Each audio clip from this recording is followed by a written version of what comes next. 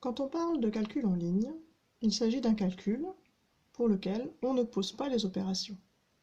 On fait les calculs de tête, mais il existe quand même une façon de rédiger ce calcul avec la technique de l'entonnoir, c'est-à-dire en détaillant chaque opération pour que le lecteur puisse savoir dans quel ordre tout cela a été fait.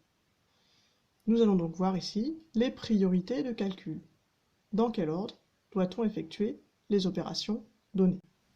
S'il n'y a que des additions dans votre calcul, alors vous pouvez faire les opérations dans l'ordre que vous voulez.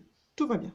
En revanche, s'il y a une ou plusieurs soustractions, attention, on fait le calcul de gauche à droite. Si votre calcul ne comprend que des multiplications, alors vous pouvez faire le calcul dans l'ordre que vous voulez. En revanche, s'il se glisse une ou plusieurs divisions dans votre calcul, il faudra faire attention à bien faire le calcul de gauche à droite.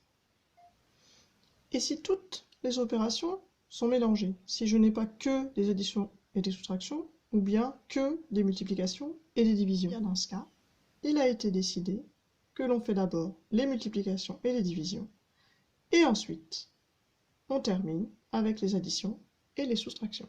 Dans tous les cas, la seule chose qui puisse changer l'ordre des opérations, c'est un couple de parenthèses qui est là pour dire qu'on commence forcément par le calcul ou les calculs qui se trouvent à l'intérieur. Résumons. En premier, on commence par ce qui se trouve dans les parenthèses. En deuxième, on s'occupe des multiplications et des divisions. Et enfin, on termine avec les additions et les soustractions. Commençons avec l'exemple suivant, 7 multiplié par, entre parenthèses, 8 moins 3. Ici, puisque nous avons des parenthèses, c'est pareil qu'il faut commencer. Je commence donc par calculer 8 moins 3. Ça nous donne 5. Et je réécris dans le même ordre ce que je n'ai pas encore utilisé, le 7 et la multiplication. Il ne me reste plus qu'à faire 7 multiplié par 5, et ça nous donne 35.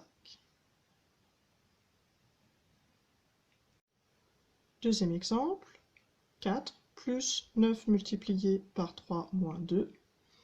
Ici, il n'y a pas de parenthèse dans notre suite de calcul, donc on regarde bien les opérations. Et l'on voit qu'on a ici une multiplication qui est prioritaire, elle doit passer avant l'addition et la soustraction. Il faut donc que je commence par calculer ce produit.